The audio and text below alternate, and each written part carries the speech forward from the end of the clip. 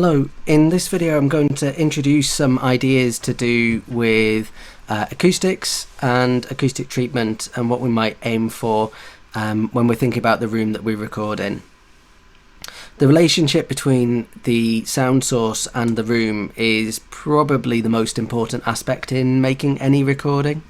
What I would say is that if you get these two bits right, then mic placement becomes much more straightforward, and you'll find that there are more mic placements that work or could possibly work for the repertoire that you're looking at. My instinct is to look to capture a kind of dry sound in a space that is perhaps less than ideal acoustically. When we are working, there are two main issues that we're going to find in the recording spaces at home.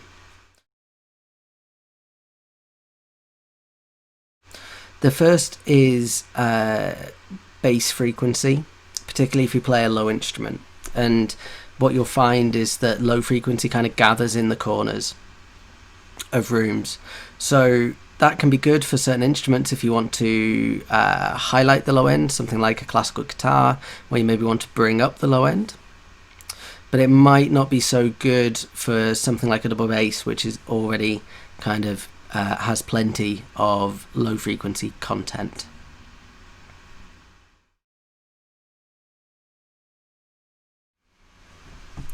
The second thing that we might want to avoid in a kind of home acoustic will be different kinds of resonances. So we've talked about low frequency resonance. High frequency resonance or mid frequency resonance might present it a few different ways.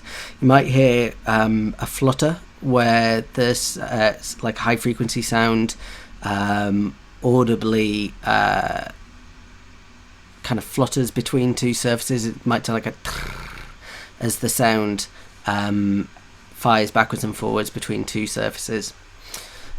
You might hear a kind of low boominess, and there's a bit of low boominess in my voice in the kind of lower kind of registers at the moment. But you could get that in any frequency range. The way that these issues present themselves will change if you change your relationship between you and the room in terms of your position when you're playing. So different frequencies will be more biased or less biased depending on how you place yourself in the room. So looking for a kind of good spot to record in is a really good first starting point.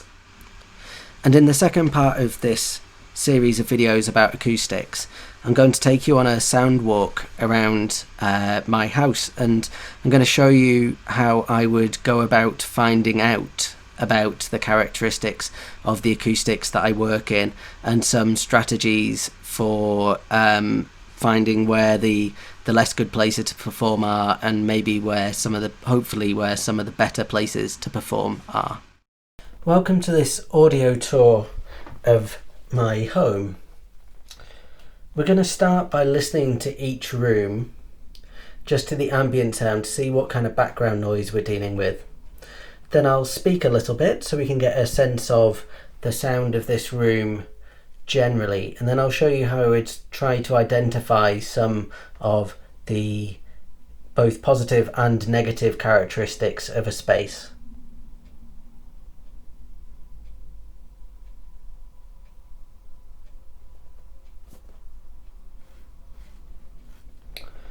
So listening to a pair of mics on a stand. These mics are omnidirectional because I want to really hear what the sound of the room is like. So I'm not wanting to just hear the perspective from one end, I'm wanting to hear the whole room. And this room sounds a little bit kind of boomy to me. There's quite a lot of traffic noise that we're picking up, and I'm hearing quite a lot of low resonance off that traffic noise as well.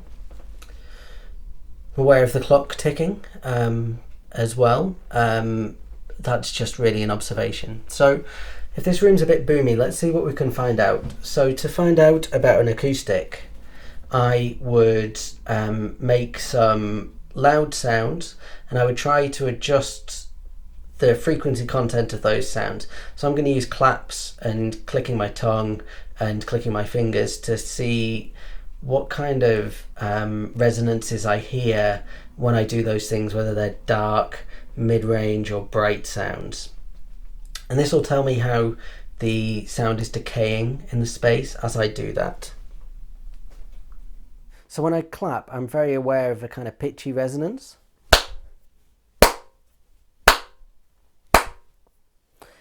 If I brighten that clap, I can hear it slightly lower than the kind of brighter claps I'm making.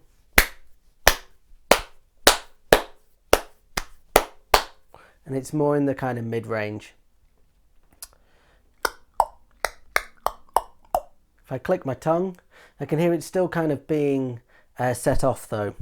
So what I'm going to do is I'm going to move my position in the room, and I'm going to see if I change my position in the room, whether this changes at all. So to my ears, moving has already improved the sound. I feel like I sound quite a bit less boomy. If we listen to my voice on the main mics, I'm sounding a little bit less boomy as well. So it's not just my mic on the kind of close mic that I have on my voice, but on the main mics that I'm using to pick up the sound of the ambient room, it sounds like my voice is a little bit less boomy. So this would probably be a better position to perform in. Where I was before, I was underneath two timber beams, and I wonder if the sound was just resonating under those. This is the second room that we're going to listen to, and already as soon as I hear my voice on the main mics, I can tell that this is a much kind of boxier, boomier room. Looking at the dimensions, it's much closer to a cube. It's not quite a cube, but it's almost a cube, and cubes are the worst shape of a space for acoustics, and that's because all of the distances between the surfaces are exactly the same. So it means that any frequency that fits within one pair of surfaces fits between all of them, and so you get a build up of certain frequencies. I can hear just a kind of low bassy drone as I'm speaking. Let's have a listen to some claps and some clicks.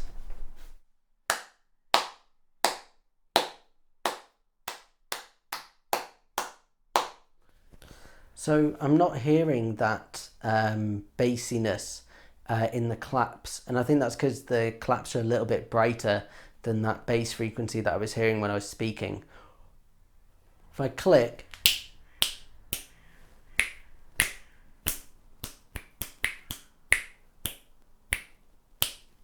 the brighter sounds die away quite quickly, so it really is that kind of low kind of muddy bassiness that would be the problem in this room. So what I think is that this would definitely not be my room to record in. I don't think it'd be worth spending the time trying to make this room sound good. The final space that we're going to have a listen to is our upstairs landing, and as soon as I started listening to the mics, I was aware of how much louder this space is. The walls are so much closer to me than in the other spaces, and I feel like I can hear that through the microphones. The room's also asymmetrical, which again I feel like I can hear that the room isn't quite balanced. And as soon as I start to make any noise, the room feels really lively. If we listen to some claps up here, however, I feel like this is probably the most balanced of the spaces. There's a bit of kind of high-end zing to it, but I don't feel like there's any kind of low-end bassiness or muddiness in this space. It's probably helped by slightly thicker carpet. I can feel underfoot that it's quite a bit thicker than the carpet in the living room, and the kitchen had a vinyl flooring, so I feel like this feels like a distinctly different kind of space. The final thing that we're going to experiment with is how stepping in and out of the corner of a room changes our sound. And this could be a really useful technique for rooms where you feel like there maybe isn't enough resonance. So at the moment I'm stood about 2 feet away from the corner, and I'm going to take a step into it, and then we're going to have to listen to my voice again. So having stepped towards the corner, I can really feel already there's quite a bit more low resonance in my voice. If I step further in, that gets amplified even more. What I'm also noticing is that a kind of peaky resonance in the mid-range of my voice now, which I don't think is particularly attractive.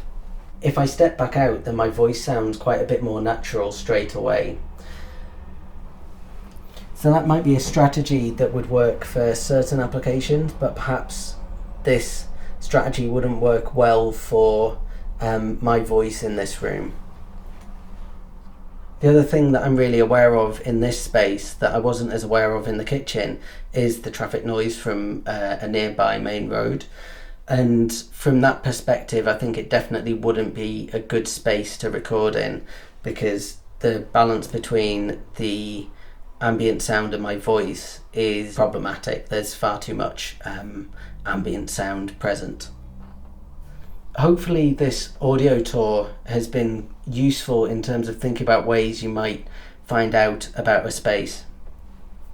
What you want to do is try to make quite loud noises with different kind of frequency responses around different parts of the space to hear how they respond differently. So we heard in the living room how different the sound was when I moved from one part of it to another. Again, I'm up on the landing and I began on one side and then I stepped into the corner, and again the sound acoustically changed even without adjusting the microphones.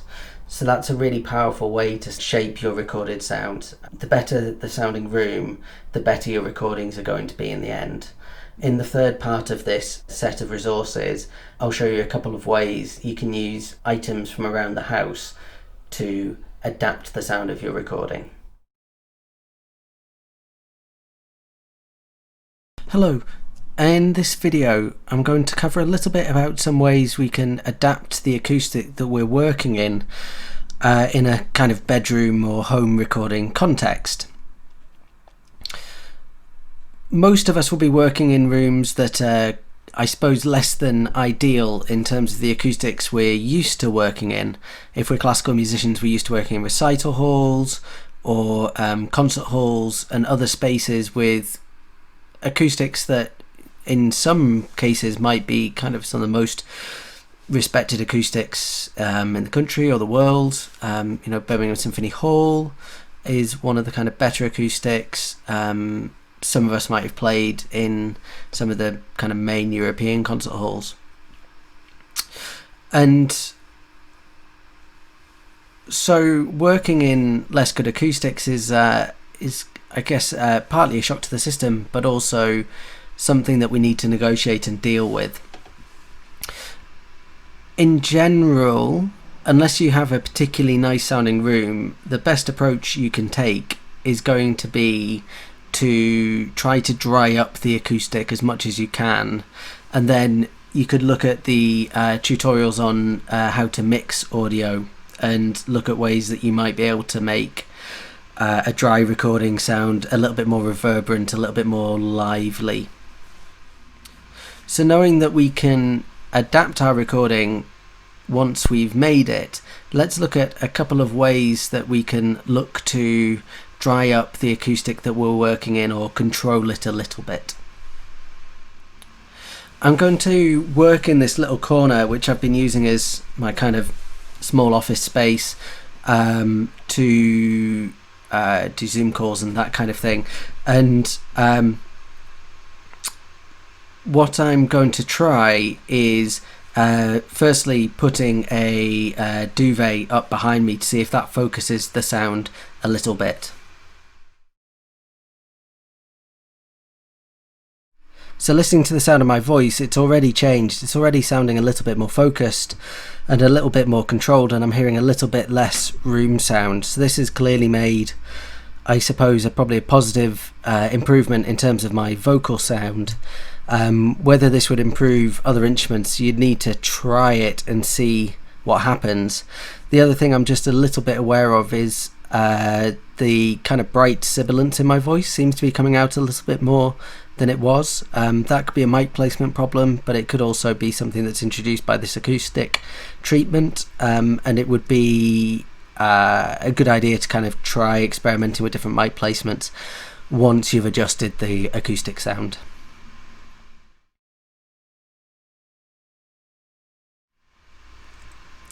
The next thing I'm going to try is holding a pillow round the back of the microphone. The idea being to kind of control the rear sound of the microphone. Off-axis coloration is the term that we use to describe the reflected sound from the rear of the mic, and if we can isolate the rear of the mic a little bit, we should be able to control some of that off-axis coloration.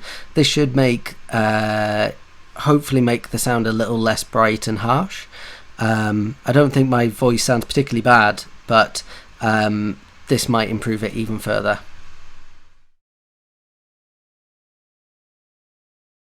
I could probably come up with a more sophisticated way of mounting this pillow, but at the moment it's just kind of resting on top of the mic stand, on top of the microphone, and it's kind of covering around the back of it a little bit.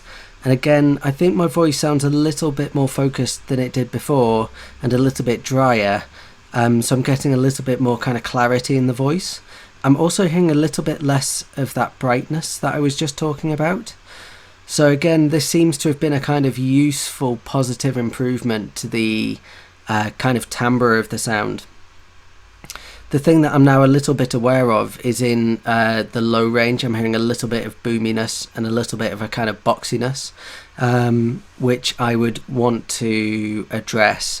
That might be to do with distance to the mic, or it could be to do with exactly how I use the quilt that's behind me, and I could adjust this a little bit. It might be that I'm sat with my back in the corner, so if I came out of the corner this might sound a little bit more natural and a little bit more open.